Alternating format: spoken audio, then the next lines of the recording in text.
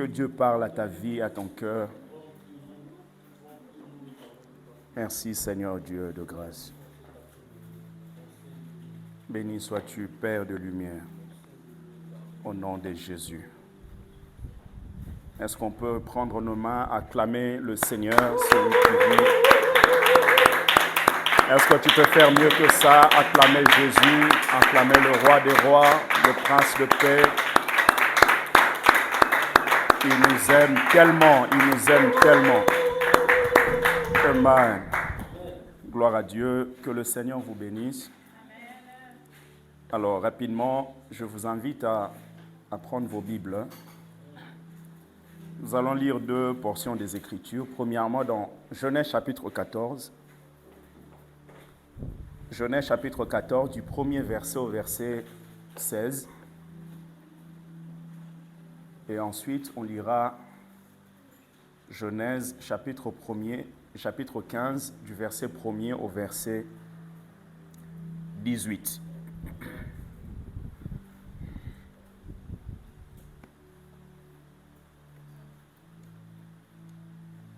Genèse 14.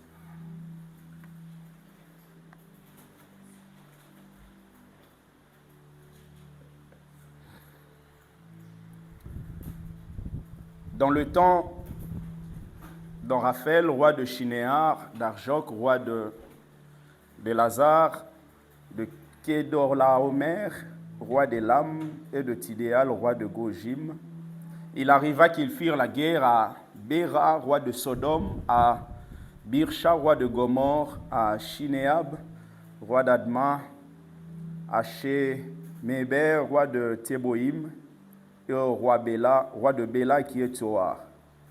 Ces derniers s'assemblèrent tous dans la vallée de Sidim, qui est la mer Salée. Pendant 12 ans, ils avaient été soumis à Kédorlaomer, et la 13e année, ils s'étaient révoltés. Mais la 14e année, Kédorlaomer et les rois qui étaient avec lui se mirent en marche, et ils bâtirent les Réphaïm, Ashtéroth, Karnaïm, les Ouzim à Aham, les Mim à Chavé, Kirjataïm, et l'Orient dans leurs montagnes de Séhir jusqu'aux chaînes de Péran qui est près du désert. Puis ils s'en retournèrent vers En Mishpat, qui est Kadès, et bâtirent les Amalécites sur tout leur territoire, ainsi que les Amoréens établis à Hatzatson Tamar. Alors s'avancèrent le roi de Sodome, le roi de Gomorre, le roi d'Adma, le roi de Théboïm et le roi de Béla, qui est Tsoar, et ils se rangèrent en bataille contre eux, dans la vallée de Sidim, contre Kédorlaomer, roi d'Élam, Tidéal, roi de Gojim, Amraphel, roi de Shinéar, et Arjok, roi d'Élassar, 4 rois contre 5. La vallée de Sidim était couverte de pluie de bitume. Le roi de Sodome et celui de Gomorre prirent la fuite, et ils tombèrent, le reste s'enfuit vers la montagne. Les vainqueurs enlevèrent toutes les richesses de Sodome et de Gomorre, et toutes leurs provisions, et ils s'en allèrent. Ils enlevèrent aussi avec ses biens Lot, fils du frère d'Abram, qui demeurait à Sodome, et ils s'en allèrent. Un fuyard vint l'annoncer à Abram, l'Hébreu. Celui-ci habitait parmi les chaînes de Mamré, l'Amoréen, frère d'Eshcol et frère d'Aner, qui avait fait alliance avec Abram. Dès qu'Abram eut appris que son frère avait été fait prisonnier, il arma 318 de ses plus braves serviteurs, nés dans sa maison, et il poursuivit les rois jusqu'à Dan. Il divisa sa troupe pour les attaquer de nuit, lui et ses serviteurs. Il les battit et il les poursuivit jusqu'à Shoba, qui est à la gauche de Damas. Il ramena toutes les richesses. Il ramena aussi Lot, son frère, avec ses biens, ainsi que les femmes et le peuple. Il n'a pas ramené que Lot, il a ramené ses biens, ainsi que les femmes et le peuple. Prenons Genèse chapitre 15, s'il vous plaît. Du verset 1er au verset 18. La Bible dit, « Après ces événements, la parole de l'Éternel fut adressée à Abram dans une vision. Et il dit à Abram, ne crains point, je suis ton bouclier et ta récompense sera très grande. Et ta récompense sera très grande. » Abram répondit, « Seigneur éternel, que me donneras-tu? Je m'en vais sans enfant.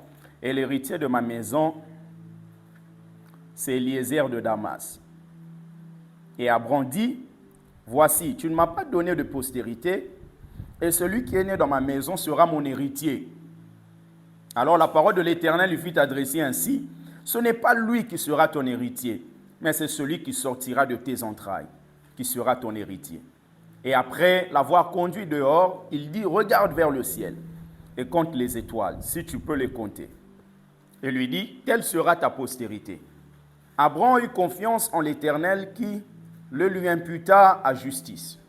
L'Éternel lui dit encore, « Je suis l'Éternel qui t'ai fait sortir d'Ur en Chaldée pour te donner en possession ce pays. » Abram répondit, « Seigneur éternel, à quoi connaîtrai-je que je le posséderai? » Et l'Éternel lui dit, « Prends une génisse de 3 ans, une chèvre de 3 ans, un bélier de 3 ans, une tourterelle et une jeune colombe. » Abram prit tous ces animaux, les coupa par le milieu. Retenez ça, on va revenir sur ça.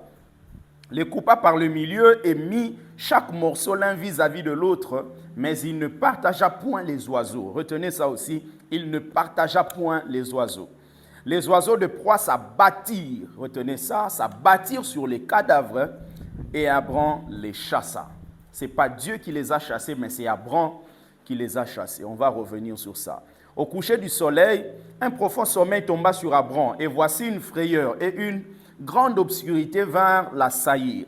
Et l'Éternel dit à Abram, « Sache que tes descendants seront étrangers dans un pays qui ne sera point à eux.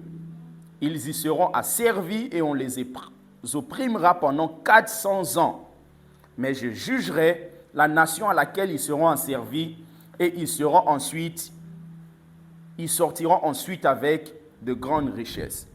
Toi, tu iras en paix vers tes pères, tu seras enterré après une heureuse vieillesse. » Bien aimé, que cela soit ton cas au nom de Jésus. Enterré après une heureuse vieillesse. Pas une vieillesse au nom, cancer, truc, non.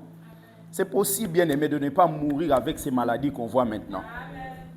Tu appelles tes enfants comme Jacob, tu commences à prophétise sur tes petits-enfants et tu dis, ok, mon temps est arrivé, je m'en vais.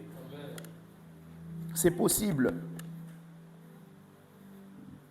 À la 4e génération, ils reviendront ici, car l'iniquité des Amoréens n'est pas encore à son comble. On dit, mais comment Dieu est injuste comme ça? Il prend la terre qui appartient aux gens et donne à un autre peuple. Non, parce que le péché qui était là-bas, Dieu ne peut pas collaborer avec le péché. Et Dieu ne pouvait pas les emmener là aussi longtemps que leur péché n'était pas à son comble. Donc il fallait attendre. C'est pour cela, quelquefois, quand tu pêches trop là, un moment, sache que Dieu peut prendre ce qui est à toi, donner à quelqu'un d'autre.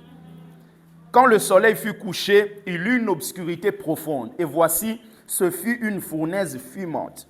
On va revenir sur ça. Une fournaise, c'est-à-dire un four. C'est chauffé, c'est chaud. Et des flammes. Donc non seulement il y avait une fournaise, mais il y avait aussi des flammes. Passèrent entre les animaux partagés. En ce jour-là, l'Éternel fit alliance avec Abram et dit, « Je donne ce pays à ta postérité, depuis le fleuve d'Égypte jusqu'au grand fleuve, au fleuve d'Euphrate. » Dieu, lorsqu'il parle concernant la promesse de la terre promise, Dieu donne les limites. C'est pour cela, quand vous lisez le texte de Josué disant « Tout lieu que foulera la plante de mes pieds », cela ne signifie pas que tout lieu que tu iras, Dieu te donnera ça en possession. Il y a une terre précise dans laquelle Dieu veut que tu règnes.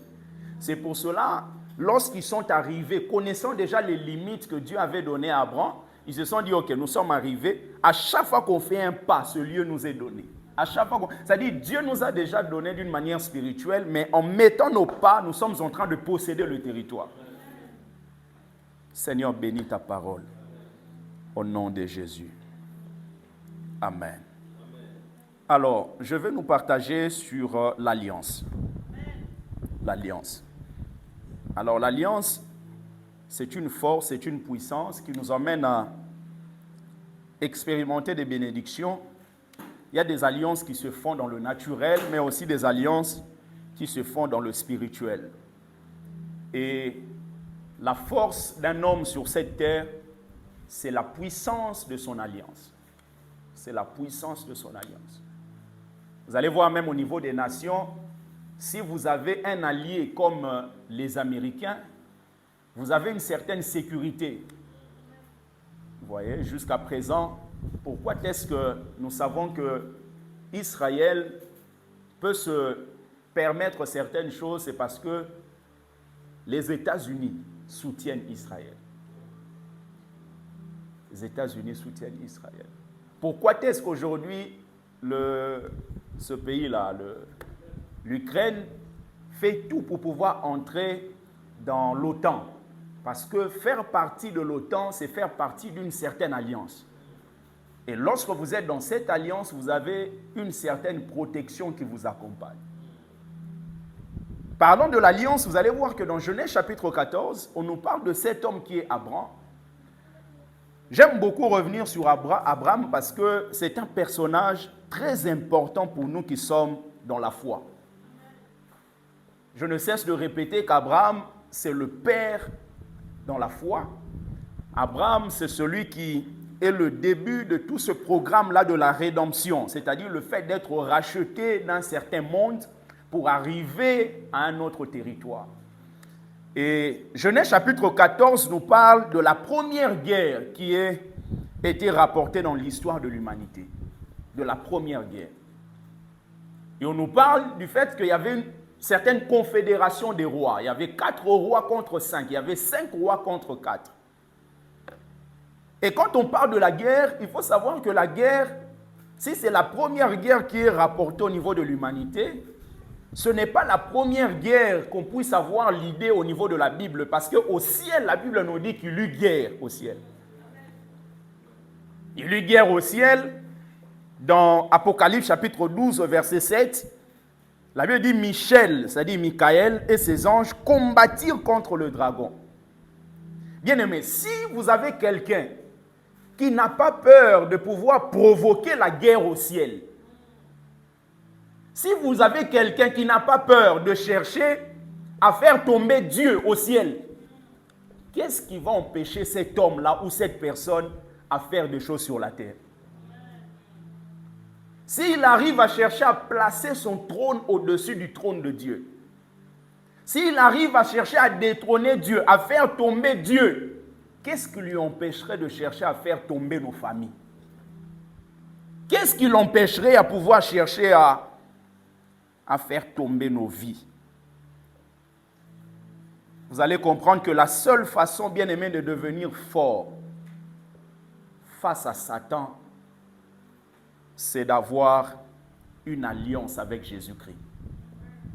Parce que les anges sont plus forts que les humains. Aujourd'hui, en tant qu'humain, vous êtes inférieur aux anges. Mais dans le temps qui vient, la Bible nous montre que nous allons juger les anges. C'est-à-dire que lorsque nous serons revêtus de ce corps glorieux quand Jésus reviendra, en ce moment-là, nous allons passer au-dessus des anges. Mais maintenant, là, les anges sont beaucoup plus forts que nous. C'est la raison pour laquelle Satan est plus fort que tout homme qui n'a pas Christ. La seule manière de devenir plus fort que Satan, c'est d'avoir Jésus dans ta vie. Et lorsque vous avez Christ, vous pouvez prononcer la parole que l'apôtre Paul a prononcée. Si je vis, ce n'est plus moi qui vis, mais c'est Jésus-Christ qui vit en moi. Donc, quand il vit en vous, ce qui se manifeste, c'est lui là qui manifeste ça. Parce que la nourriture, je vous ai dit, la nourriture particulière de Satan, c'est l'homme. Il dit, le serpent, tu mangeras la poussière de la terre. Et il parle à l'homme et à la femme par rapport à la douleur et tout ça, par rapport au travail qui va devenir dur. Dieu ne maudit pas ne maudit pas le travail, mais Dieu maudit l'homme dans la dimension où le travail va devenir dur. Et il dit, tu vas manger la poussière de la terre. Mais quand vous regardez le serpent, il ne mange pas vraiment la poussière de la terre. C'est pour dire que l'homme a été formé à partir de la poussière de la terre. Et dès que l'homme a péché, l'homme est devenu la nourriture convenable pour Satan. C'est pour cela, dans nos familles bien-aimées, ayons vraiment pitié de ceux qui ne veulent pas s'approcher à Dieu. Parce qu'ils sont des vrais aliments, c'est-à-dire des vrais pour nous, pour Satan. Satan, quand il le regarde comme ça, il dit « Ah, vrai poulet ». La seule façon de pouvoir sortir bien-aimé de tout ça, c'est avoir Jésus-Christ dans son cœur. Jésus-Christ dans son cœur. On dit Michaël, parce que Michaël, c'est vraiment un ange qui est libéré pour protéger Israël. C'est celui qu'on appelle l'archange. Rappelez-vous, on dit, lorsque dans 1 Thessaloniciens, les morts en Christ seront ressuscités, mais au son de la voix d'un archange. Au son d'un archange, au son de la trompette d'un archange, au son de la voix d'un archange. C'est-à-dire qu'on parle du fait que l'archange va donner un signal afin que toutes ces choses-là puissent se produire. Et Michaël, c'est celui qui est cet archange-là, le seul d'ailleurs, enfin avec Gabriel, qui sont cités dans les Écritures. Vous avez plusieurs anges, vous avez des séraphins et tout ça, mais les deux qui ont été cités avec leur nom, c'est Michel et Gabriel. Gabriel est un peu comme le messager qui apporte des messages, qui apporte des réponses. Rappelez-vous, lorsque Daniel a prié, l'ange qui a été libéré, c'est Gabriel. Gabriel a été libéré aussi pour venir annoncer quelque chose à Marie par rapport à la naissance de Jésus. Une fois que Gabriel a été arrêté au niveau du prince de Perse, celui qui a été libéré pour pouvoir libérer Gabriel, pour pouvoir sortir Gabriel afin qu'il aille accomplir la mission, c'est Michel. Ça dit que Michaël, c'est celui qui est beaucoup plus puissant que Gabriel. Et maintenant, Satan, il était Lucifer. Un chérubin protecteur. Il était très beau. Et au travers de sa beauté, il a voulu justement utiliser ça pour se placer au-dessus de Dieu. J'ai dit, je crois, pendant la semaine, le premier péché, ce n'est pas la rébellion. Le premier péché, c'est l'orgueil. Parce que c'est l'orgueil qui amène à la rébellion. C'est Satan qui a commencé avec l'orgueil. Il dit, je monterai aussi, je me lèverai. Faites très attention aux gens qui parlent toujours à la première personne du singulier. C'est pour ça que vous allez voir même Jésus montrant comment nous devons prier. Il dit, notre Père qui es aux cieux. Jésus veut briser toute forme d'égocentrisme. Il veut que quand tu commences à prier, que tu le saches toi-même, ce n'est pas que ton Père, c'est notre Père. Satan, il était Lucifer, il est devenu Satan. L'apôtre Paul dit aux Corinthiens et aux autres églises, il dit, mais vous vous assemblez non pas pour devenir meilleur, mais pour devenir pire. Bien aimé, c'est très dangereux d'être en contact avec les choses de Dieu, mais devenir quand même pire qu'avant. Mais vous d'ailleurs, quelqu'un qui est loin des choses de Dieu, qui devient pire, mais que quelqu'un qui est près des choses de Dieu. C'est-à-dire que vous perdez toute forme de sensibilité. C'est très dangereux. Et lui, et finalement, il a été précipité. Précipité. Michaël, son nom signifie « qui est comme Dieu ». Qui est comme Dieu. Donc, vous avez une confédération de rois qui déclare la guerre à Sodome et Gomorrhe. Sodome et Gomorrhe étaient associés à d'autres rois. Et vous allez voir que dans cette guerre-là, ces pays-là l'ont emporté. Et quand ils ont emporté, ils ont pris plusieurs personnes en captivité. Et parmi ces gens-là, il y avait Lot, il y avait sa famille, il y avait des autres femmes et le peuple. Mais regardez un peu ceux qui ont mené Lot à aller là-bas, à arriver là-bas. Quelquefois, nous nous retrouvons dans des situations, nous ne nous posons pas de questions pour savoir qu'est-ce qu'on a fait pour en arriver là. La Bible déclare qu'à un moment, ils étaient dans un territoire et le territoire était devenu petit. Lot était avec son oncle qui est Abraham. Et finalement, Abraham constate que les bergers des troupeaux de Lot commencent à se disputer avec les bergers des troupeaux d'Abraham. Pourquoi? Parce que les territoires étaient devenus petits. Et Abraham, en tant que mature, il a compris, il a dit non. On ne peut pas continuer avec ça. Il faut que je propose quelque chose à Lot. Si Lot, tu vas à gauche, moi j'irai à droite. Si tu vas à droite, j'irai à gauche. Et la Bible déclare que c'était maintenant à Lot de pouvoir choisir. Vous savez, Abraham manifeste la dimension de quelqu'un qui est mature spirituellement. Vous savez, quelqu'un qui est mature spirituellement ne regarde pas d'abord ses propres intérêts. Abraham pouvait dire à Lot, mais c'est moi qui veux choisir, je vais là-bas, toi tu vas à gauche. Qu'est-ce que Lot allait dire? Mais Abraham montre à Lot que moi là, ce qui me préoccupe, c'est ton bien. Trouve là où toi tu trouves bon pour toi et vas-y. Et il regarde, il ne prie pas. Il regarde le ciel, il voit la plaine. Plusieurs personnes, plusieurs d'entre nous, nous nous retrouvons dans des choses compliquées parce qu'avant de nous engager, on ne prie pas. On ne prie pas.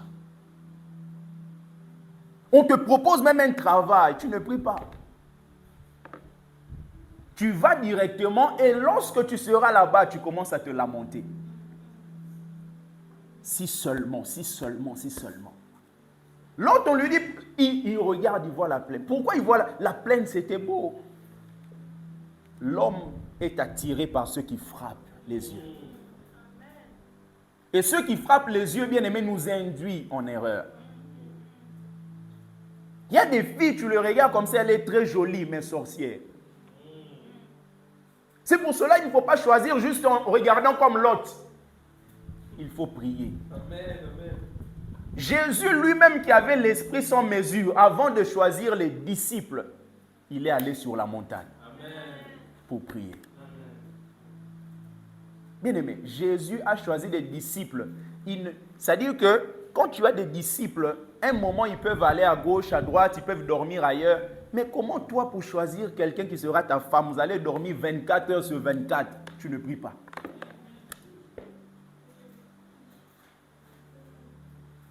Et ce Lot-là, en choisissant d'aller là-bas, il a conduit toute sa famille dans le malheur. Donc vous comprenez que tel que nous sommes là, les décisions que nous prenons, bien aimés, n'ont pas de conséquences seulement sur nos vies, mais aussi sur les vies des autres. Et quand ils sont arrivés là-bas, la Bible déclare que ils ont connu ce qu'ils ont connu dans Sodome. Mais avant d'arriver dans Sodome, l'autre s'était déjà positionné à côté de Sodome.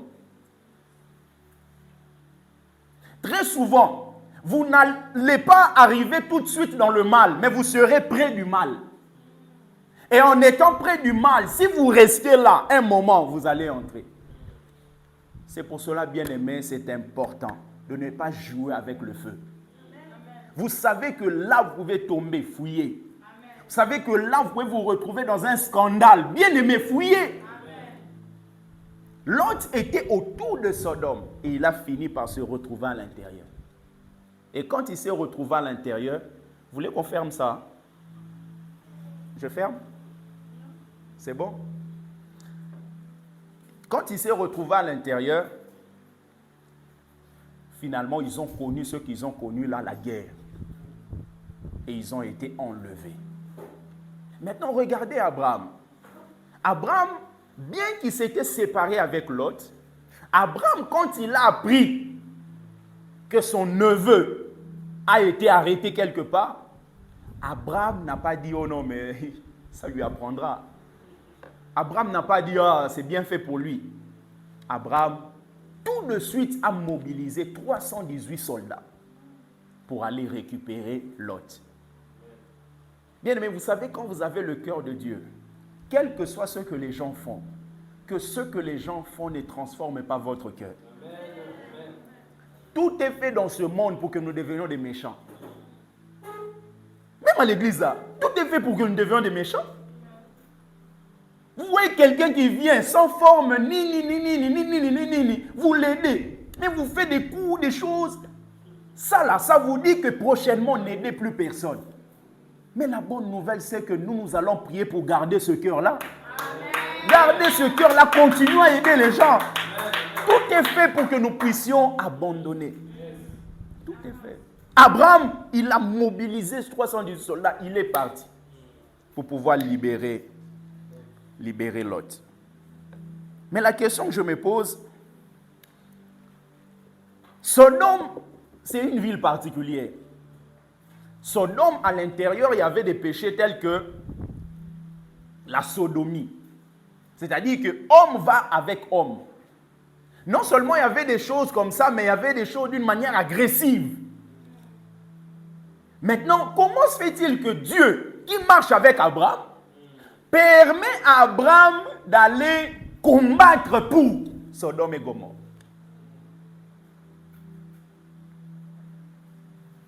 Parce que Dieu était déjà au point de pouvoir juger cette nation-là. Mais comment se fait-il que Dieu permet à Abraham d'aller combattre pour Sodome et Gomorrhe, alors que dans Sodome et Gomorrhe, il y a la sodomie, il y a toutes ces mauvaises choses que nous pouvons connaître. Vous imaginez, Lot vient, un ange vient visiter la maison de Lot. Toute la ville, en commençant par les petits jusqu'aux grands, sont venus pour connaître les anges.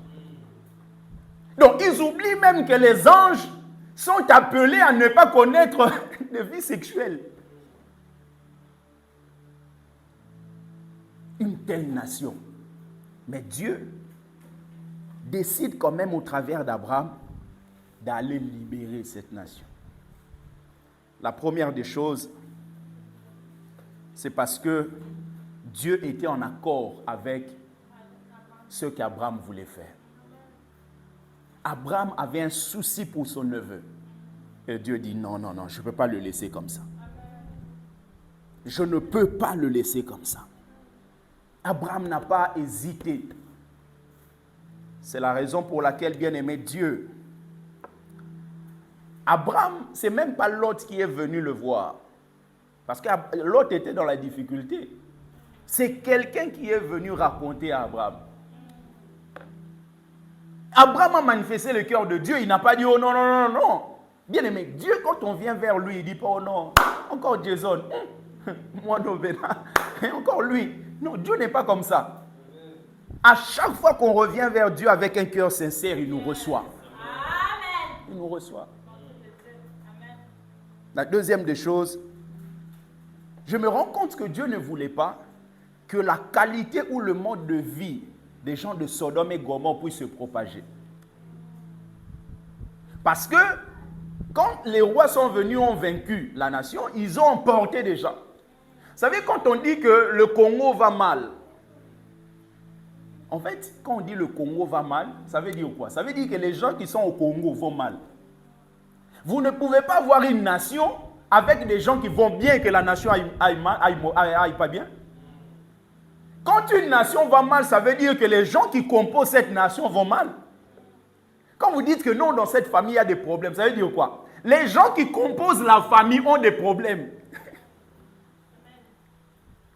Papa, maman, ça ne peut pas être papa, maman, tout va bien. Maman, les enfants, tout va bien. Les enfants, tout va bien. Dire que dans cette famille, il y a des problèmes, non? Quand il y a des problèmes, ça veut dire que les relations entre les individus posent problème. Et maintenant, Sodome était connu par tout ce que j'ai cité tout à l'heure. Et Dieu le savait. La nation Sodome, en elle-même comme ça, n'a pas de problème. Ce sont les gens qui composent cette nation qui ont des problèmes. Et maintenant, si on prend ces gens, on les emmène ailleurs, ils vont aller avec quoi? Avec leur mode de vie. Dieu qui est en train de pouvoir préserver quand même une certaine qualité de vie sur la terre, il ne voulait pas que cela puisse se répandre. Dans son projet, c'était clair. Je vais juger cette nation. Alors, comme ils ont déjà détruit leur nation là, il faut qu'ils restent là. Comme ça, quand le jugement va arriver, ça va tomber là. Parce que sinon, Dieu va commencer. C'est-à-dire que quand ils vont aller là-bas, ils vont aller à gauche, par exemple, 5000. Dieu ne va pas aller détruire tout un territoire à cause de 5000 personnes. Dieu sait que le nombre est colossal à Sodome. Donc, c'est là-bas que le jugement doit tomber. Donc, Abraham, tu es un instrument pour pouvoir rapatrier tous ces gens afin qu'ils puissent vivre le jugement de Dieu.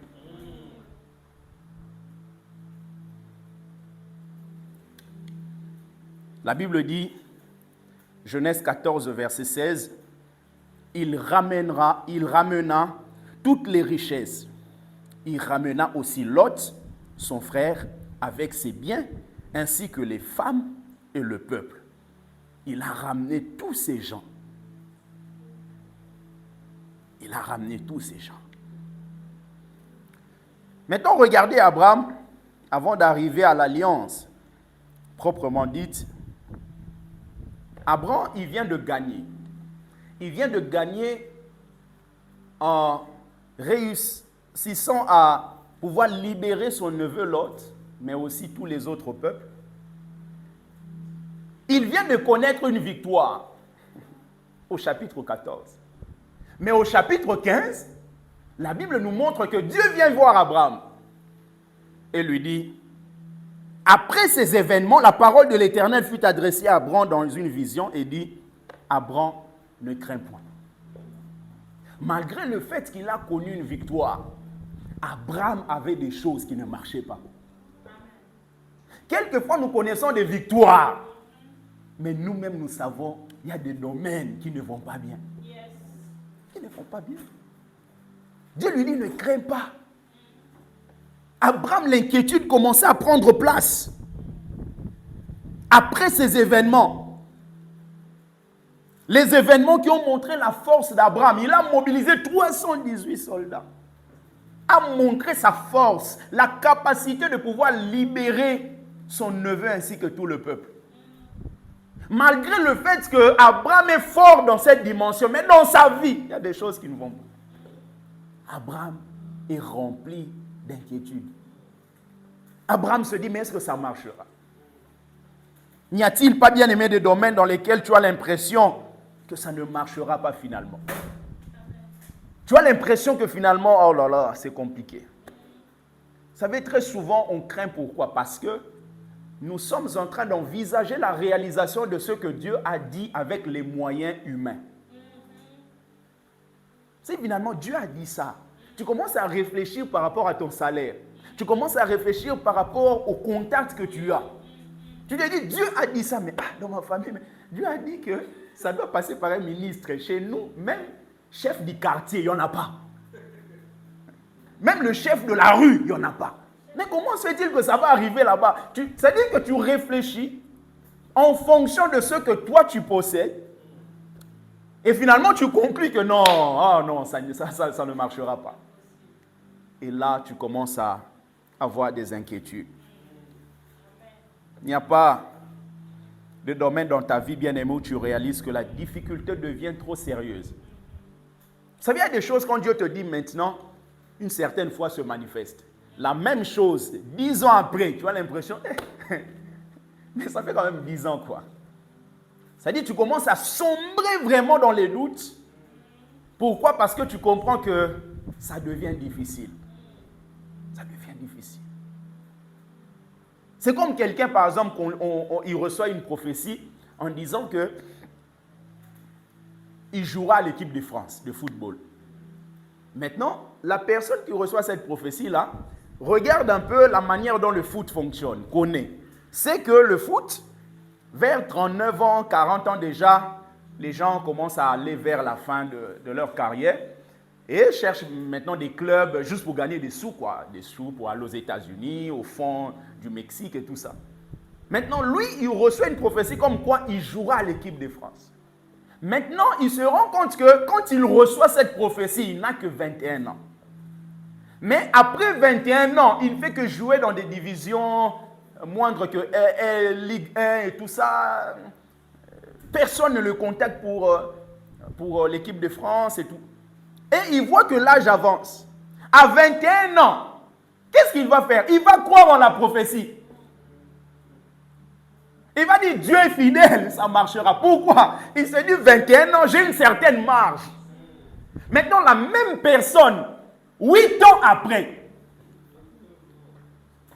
à 29 ans, va se dire, mais est-ce que c'est possible? Vous savez pourquoi? Parce que l'environnement et la manière dont les choses fonctionnent vont nous emmener à pouvoir avoir des doutes. Mais le problème, c'est que quand Dieu parle, il ne parle pas en fonction de ce que tu connais déjà. Dieu parle en fonction de ses capacités à pouvoir t'introduire pour vivre la réalisation. Dieu parle en fonction de ça. C'est la raison pour laquelle, bien-aimé, même si ça tarde, ne crois pas que ça se réalisera en fonction de ce que toi tu vois comme moyen. Ça se réalisera en fonction de ce que Dieu a dit. Lui qui a dit là, il a ses moyens pour réaliser ça. Et il y a des choses, des fois, je vous ai raconté ici l'histoire de cette dame qui a été... on l'a épousée en moins d'une semaine. En moins d'une semaine. Et très souvent, quand on avance comme ça avec l'âge, on se dit, ah, il est temps de rencontrer quelqu'un, de faire certaines connaissances et tout. Après, les garçons aussi, pour qu'ils aillent jusqu'aux fiançailles, ils sont compliqués. Hein? D'économiser. Donc, maintenant, jusqu'à ceux qui l'envoient la lettre.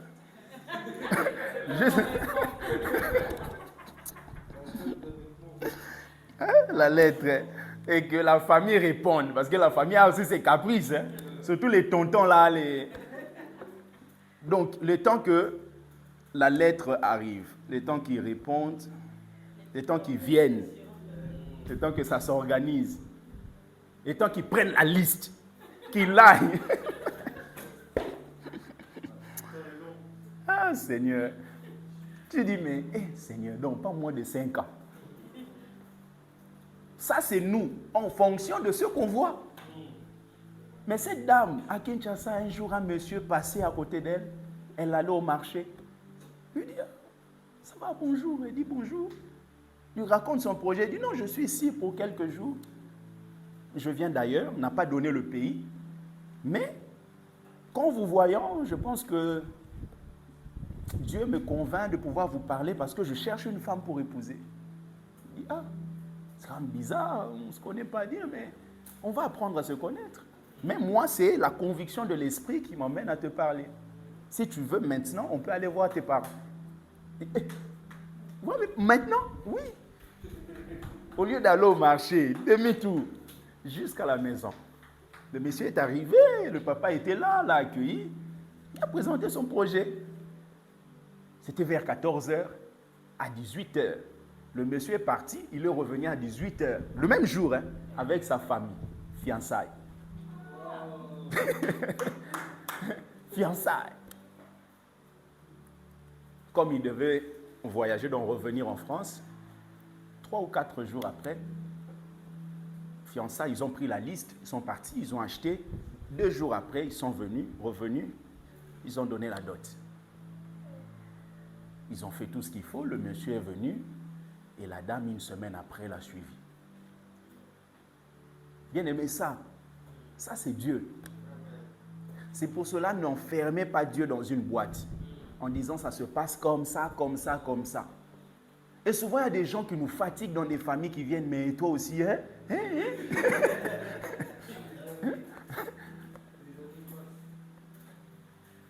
Quelqu'un, un homme peut préparer un mariage pendant 5 ans, mais quelqu'un d'autre au bout de 1 an, c'est fait. Donc, le plus important, bien aimé, c'est de savoir ce que Dieu veut pour toi. Amen. Qu'est-ce que Dieu veut? Dieu lui dit, ne crains point, ne crains point. Et pendant que Dieu parle à Abraham, la Bible dit, Abraham répondit à Dieu. Donc, cela nous montre que Dieu s'attend à ce que nous puissions l'écouter et que nous aussi, nous puissions lui parler. Bien, mais ne fais pas que parler à Dieu, écoute aussi Dieu. Il a des choses à te dire, à te communiquer. Abraham a écouté. Ensuite, il a répondu. Il a dit, mais Seigneur éternel, que me donneras-tu? Je m'en vais sans enfant. L'héritier de ma maison, c'est Eliezer de Damas. Bien-aimé, ne réduis pas ce que Dieu attend de toi en pensant que Dieu est devenu incapable de le réaliser, donc tu vas l'aider. Non. Dieu a promis un enfant. Mais tu te rends compte que mais non, ça devient trop difficile, donc essayons d'aider Dieu. Prenons quand même Eliezer qui est là. Comme ça, au moins, ça va faire l'affaire. Non. Dieu t'a dit que tu dois épouser une femme avec qui vous allez servir Dieu. Mais tu vois que, oh non, mais Seigneur, ça brûle. Ça brûle en quoi? Et tu dis, non, mais Seigneur, je prends juste cette fille-là. Mais tu auras des problèmes. Tu auras des sérieux problèmes. Mais tu ne vas pas le changer. Il va rester comme ça. Elle va rester comme ça. Donc Dieu parle à Abraham et Abraham aussi parle à Dieu. Il dit, mais c'est mon serviteur. Dieu dit, non, ce n'est pas lui. Parce que Dieu a un projet au travers de cette alliance qui va aller plus loin. Mais ce projet-là ne peut pas se réaliser avec un serviteur. Ça ne doit se réaliser qu'avec celui que toi-même tu as engendré. Donc vous comprenez que même l'Église n'évolue pas par des gens qui viennent seulement. L'Église évolue par des gens qui ont été engendrés. Par des gens qui ont été engendrés. Ta vie spirituelle ne va pas évoluer parce que tu es avec des gens. Ta vie spirituelle va évoluer parce que tu es avec des gens que Dieu a engendrés. Des gens qui ont la même nature que toi. Dieu ensuite lui répond, il lui dit, ce n'est pas lui. Ce n'est pas lui. C'est celui qui sortira de tes entrailles, qui sera ton héritier. Et ce que j'aime, la Bible déclare après, Abraham eut confiance en l'Éternel. Eut confiance en l'Éternel. Il y avait un peu de doute quelque part, mais à un moment, il a réalisé, non. Il faut que j'aie confiance. Il eut confiance. Dieu parle et Abraham a cru. Et la Bible dit, Dieu lui imputa à justice. C'est la raison pour laquelle il peut être le père de la foi. Il est le père de la foi. Pourquoi? Parce que dans son expression claire, c'est en ce moment-là que la foi a vu le jour. C'est ce jour-là. C'est pour la première fois qu'on parle de la foi. Abraham est donc le père dans la foi. Dans Genèse chapitre 15, vous allez voir que les problèmes d'Abraham ou les préoccupations d'Abraham étaient liées premièrement par rapport à sa postérité, mais deuxièmement par rapport au territoire. Il dit, mais je m'en vais sans enfant. Donc il parle d'une postérité. Deuxièmement, il parle du fait de savoir comment je vais hériter ce pays. Donc la première des choses, la postérité, et la deuxième des choses, l'héritage. Et pour rassurer Abraham, vous savez ce que Dieu fait? Il conclut une alliance avec Abraham. Il conclut une alliance. Abraham est dans ses préoccupations. Il se demande comment ça va se faire. Dieu dit, ok, ma garantie, c'est de pouvoir conclure une alliance. C'est pour ça la force d'un chrétien, c'est l'alliance. Le diable, bien aimé, il regarde l'alliance. Dans ce monde-là, même les pays-là, ils savent, on ne peut pas attaquer quelqu'un qui a des alliances avec des pays qui sont forts. Non. On ne peut pas l'attaquer facilement comme ça. Non, parce que l'autre va riposter.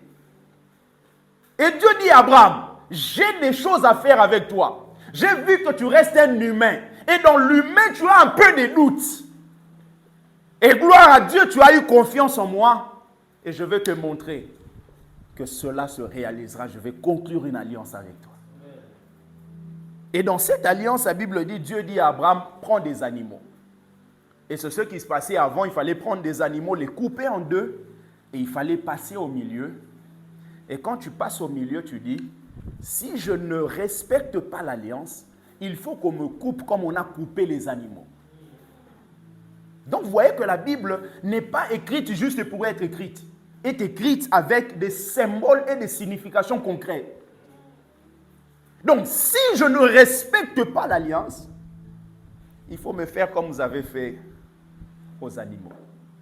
C'est pour cela, bien-aimés, faites très attention aux alliances. Faites très attention aux alliances. Et les alliances sont faites au niveau des paroles. Tu rencontres une fille et un garçon, tu dis non, toi et moi, je ne sais pas, il t'a emmené au KFC, vous avez mangé le poulet de 2 personnes, là, le menu de 2 personnes, donc tu as perdu la tête. Jamais. C'est une alliance. C'est une alliance. Une alliance conclue au travers des poulets. Ah, des gars. Poulet KFC, un peu pimenté. Une alliance pimentée. C'est quand c'est pimenté, tu peux boire de l'eau, ça part pas. Pimenté. Et ça te lie. Demain, tu as l'impression que des relations font comme ça. Ça font comme ça, font comme ça, font comme ça, font comme ça. Fiançailles avec une fille, ça n'aboutit pas. Vous commencez, pouf, un jour comme ça, SMS. Tu es au travail, on t'a donné du travail à faire, mais tu reçois un SMS, ça dit que même toi-même là où tu as envie de pouvoir t'évanouir. Oh non, c'est fini. Tu te dis, mais hier, ça allait bien. Pourquoi? Parce que l'alliance te réclame. Vous ne pouvez pas comme ça quitter des alliances et conclure d'autres alliances. Non. Si vous êtes dans une alliance, il faut briser d'abord l'alliance pour aller conclure une autre alliance. Il faut d'abord quitter, aller conclure une autre alliance. C'est pour ça que la Bible parle même du mariage. Vous ne pouvez pas quitter une alliance, aller comme ça dans une autre alliance, c'est l'adultère.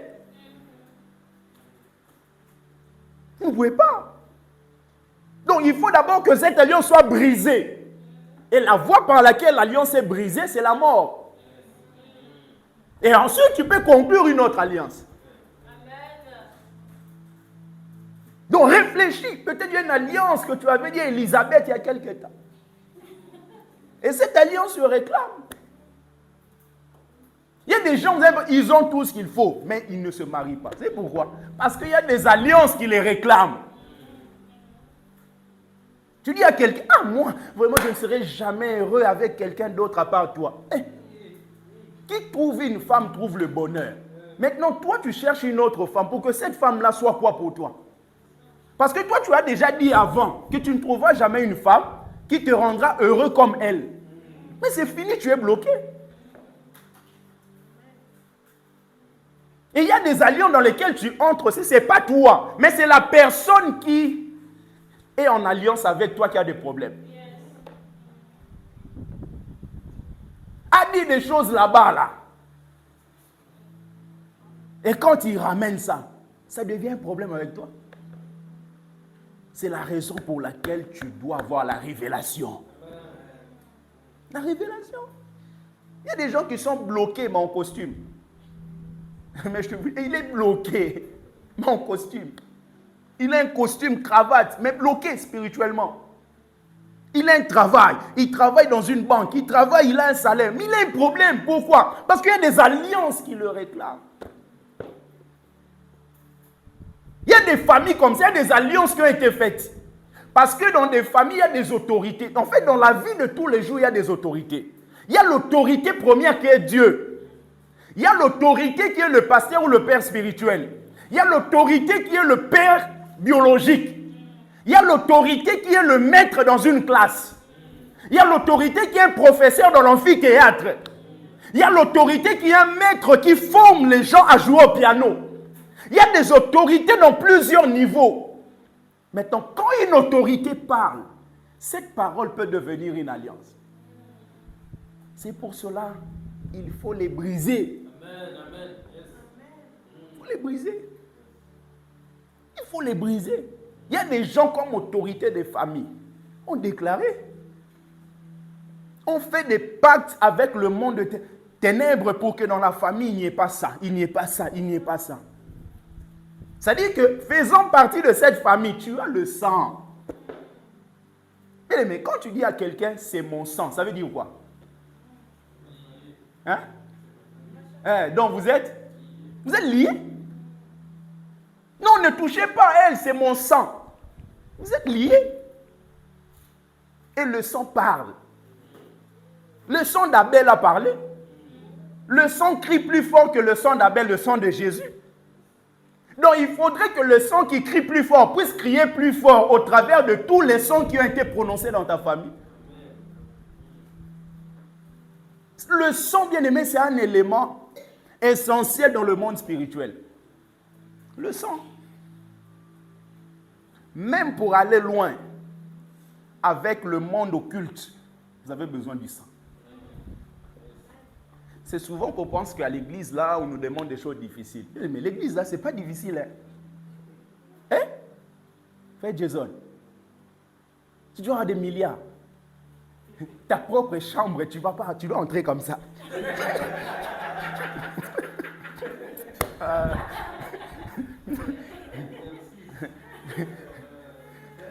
Tu es bien à l'extérieur, tu viens, tu marches, tu as un costume. Mais quand tu arrives...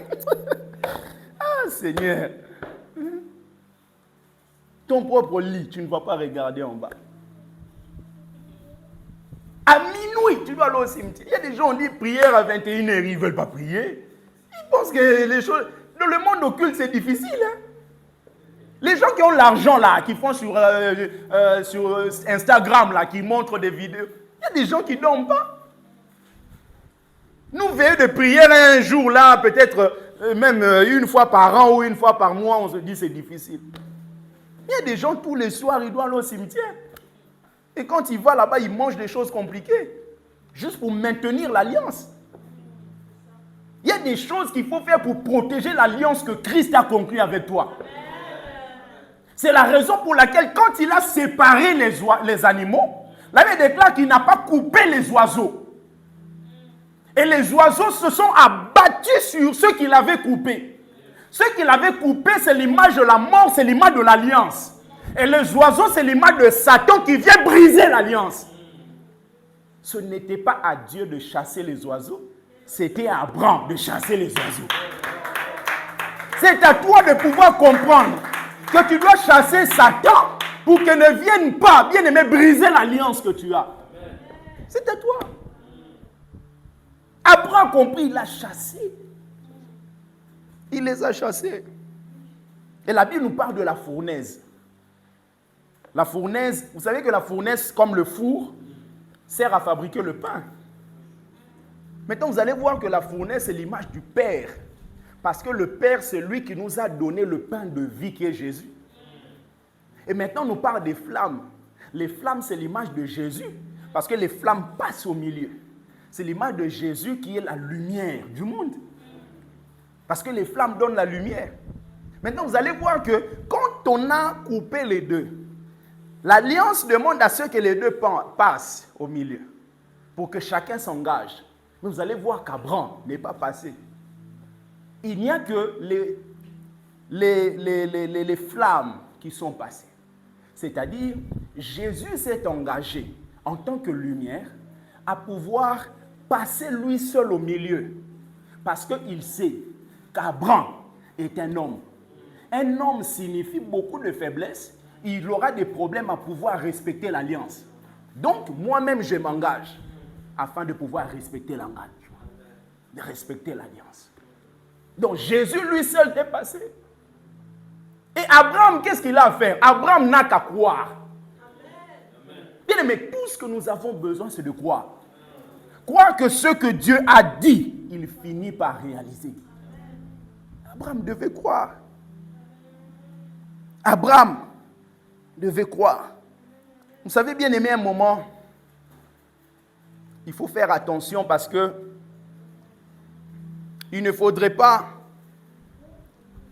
que le désir d'avoir certaines choses puisse vous emmener à bafouer les principes de Dieu. Vous allez voir cet homme Abraham, il a évolué, Mais plus tard, il est allé avec Agar. En allant avec Agar, c'est-à-dire le désir d'avoir un enfant était grand. Bien sûr, Sarah est passée par là pour lui proposer, mais Abraham a accepté. Le désir ne doit pas être plus grand que les préceptes de Dieu. Regardez Akan. Le peuple d'Israël va pour conquérir la terre promise. Il rencontre la première ville qui est Jéricho. Il déclare que Jéricho est barricadé, personne n'entre, personne ne sort. Dieu donne une méthode qui est de tourner 6 fois et le 7e fois faire le 7 fois le tour. Donc faire 13 fois le tour. C'est pour ça que je vous ai dit la fois passée, quelquefois dans la vie, on peut penser que vous tournez en rond. Mais le problème, c'est que vous êtes au point d'accomplir quelque chose avec Dieu. La première fois, deuxième, on va dire, on va moussaler. Tu vas pas, tu perds ton temps. Non. En tournant, c'est là-bas que se trouve le miracle. Et finalement, quand ils ont conquis Jéricho, Dieu a dit, ne touchez à rien de ce qui est de Jéricho. Tout ce qui est de Jéricho doit être consacré. Mais regardez un homme qui est Akan. Akan, il prend, et quand on le découvre, Akan dit, j'ai vu, j'ai convoité, j'ai eu envie et j'ai pris. Donc il a vu, il a eu envie. C'est-à-dire Akan, les désirs, parce que l'envie c'est le désir. Les désirs d'Akan est allé pour se positionner dans une importance supérieure à ce que Dieu avait dit. Très souvent nous tombons pourquoi? Parce que nous pensons que ce qu'on veut avoir, c'est plus important que ce que Dieu a dit. Ce qu'on veut toucher là, c'est plus important que ce que Dieu a dit. Très souvent on vit la mort à cause de ça. Akan a connu la mort. Il dit, j'ai vu le butin, j'en ai eu envie et je les ai pris. Nous considérons le désir de faire comme les autres. Non, mais je suis comme ça, je suis jeune, j'ai 25 ans, donc je dois vivre un peu. C'est un désir. Mais ne considère pas que le désir là est plus important que les préceptes de Dieu. Un désir, aucun désir de pouvoir me refouler, c'est bon, utilise tous les mots que tu veux. Mais le problème, c'est que Dieu a dit des choses. Et toi, tu as des désirs. Qu'est-ce qui est plus important? Ce que toi, tu veux comme désir ou ce que Dieu a dit? À quand? Donne tes explications comme tu veux. Mais le problème, c'est que Dieu avait dit. Et toi, tu as eu des désirs. Tu as jaugé et tu as considéré que ce que toi, tu veux comme désir, là, c'est plus important que ce que Dieu a dit. C'est comme ça qu'on attire la mort dans nos vies et dans nos familles. Bien-aimé, quels que soient les désirs qui peuvent monter dans ton cœur, considère que ce que Dieu a dit, c'est plus important. C'est plus important. Et pour terminer, le tabernacle,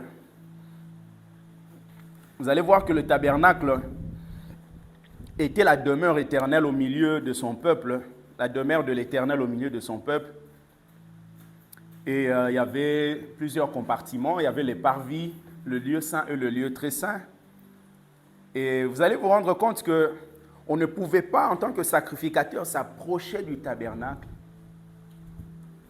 sans avoir fait plusieurs choses. On ne pouvait pas aller jusqu'au lieu très saint, premièrement, sans avoir sacrifié un agneau sans défaut et sans tache sur l'autel. Il fallait sacrifier. Le lieu très saint, c'est l'image de là où se trouve la plénitude de notre adoration. On ne peut pas en arriver là-bas aussi longtemps qu'on n'a pas compris que nous devons mériter, que nous devons vivre le salut par le sang de Jésus.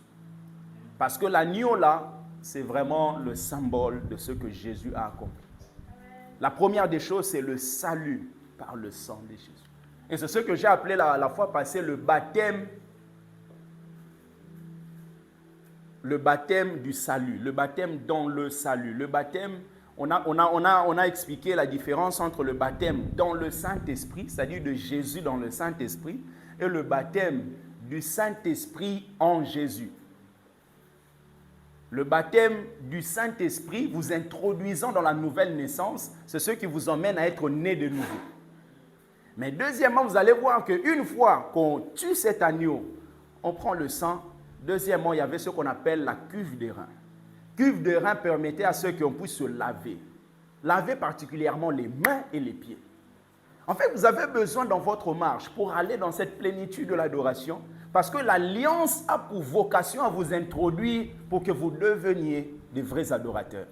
Donc, vous ne pouvez pas arriver là-bas si vous ne prenez pas soin de pouvoir laver vos mains, laver vos pieds. Les pieds, c'est l'image de votre marche. Comment vous marchez avec Dieu? Comment vous évoluez avec Dieu? Les mains, c'est l'image de toutes les actions que vous êtes en train de poser. Quelles sont les actions que vous posez en marchant avec Dieu? Quelles sont les actions que vous posez en évoluant avec Dieu? Il fallait purifier les pieds. Purifier votre marche. Et surtout qu'ils étaient dans le désert. Bien aimé, nous sommes dans ce monde. Nous vivons des déserts. Et pendant que tu vis le désert, veille jusqu'à ce que tu puisses expérimenter, bien aimé, la dimension de la cuve des reins. Que tes mains soient propres, que tes pieds soient lavés. Et troisièmement, il devait recevoir l'onction. Et Dieu disait qu'il fallait qu'il soit aspergé de cette huile sainte. Et c'est l'image du baptême dans le Saint-Esprit. La cuve des reins, c'est l'image du baptême d'eau. J'ai dit la fois passée, quand vous êtes baptisé par le Saint-Esprit pour vous introduire dans la nouvelle alliance, c'est ce qu'on appelle le salut. Et une fois que vous quittez le salut, vous arrivez dans ce qu'on appelle le baptême d'eau. Le baptême d'eau. On a vu la fois passée que le peuple d'Israël a été baptisé en Moïse, a été baptisé dans la nuée, a été baptisé dans la mer. En Moïse, c'est le type de Christ. Baptisé en Moïse, ça veut dire baptisé en Jésus, vous introduisant dans le salut. Baptisé dans la mer, c'est-à-dire que quand ils ont quitté l'Égypte, passant dans la mer Rouge, c'était l'image d'un baptême. C'est pour cela que le baptême vous emmène à pouvoir vous éloigner de l'Égypte. Le sang a été mis sur le linteau et sur les poteaux latéraux, ils étaient protégés, mais ils étaient toujours en Égypte. La seule chose qui a permis qu'ils soient éloignés de l'Égypte, c'est le baptême. C'est pour cela que quand vous vous faites baptiser, vous dites au monde spirituel, moi, j'ai pris la décision de m'éloigner de ce monde-là. Et troisièmement, ils ont été baptisés dans la nuée. Le peuple d'Israël était conduit le jour par la colonne de nuée et la nuit par la colonne de feu. C'est l'image du Saint-Esprit. Donc, ils avaient connu d'une manière préfigurative, si on peut dire comme ça, le baptême dans le salut, le baptême dans l'eau, mais aussi le baptême dans le Saint-Esprit. Ont été baptisés dans le Saint-Esprit. Donc la troisième des choses, cette alliance, Dieu veut que vous puissiez avoir une onction particulière pour que vous puissiez bien mener la vie chrétienne sur la terre. Mener la vie chrétienne sur la terre. Bien aimé, l'alliance, un thème tellement important. Quelles sont les alliances que tu as eu à conclure dans le passé? Que le Seigneur bénisse sa parole. Est-ce qu'on peut acclamer le Seigneur?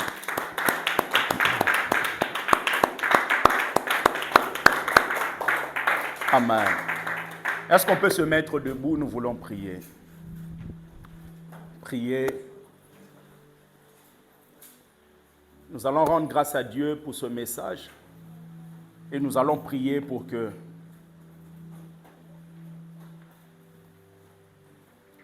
l'alliance qui a été conclue à Golgotha puisse parler en notre faveur, en faveur de ta vie, de ta famille, de tes enfants, en faveur de ton mariage. On a dit des choses, dans cette famille, il n'y a pas ça, il n'y a pas ça, les gens ne vivent pas ça. Mais l'alliance peut t'emmener à pouvoir marquer la différence. Est-ce qu'on peut élever nos voix? Prions au nom de Jésus. C'est v'lou de vague.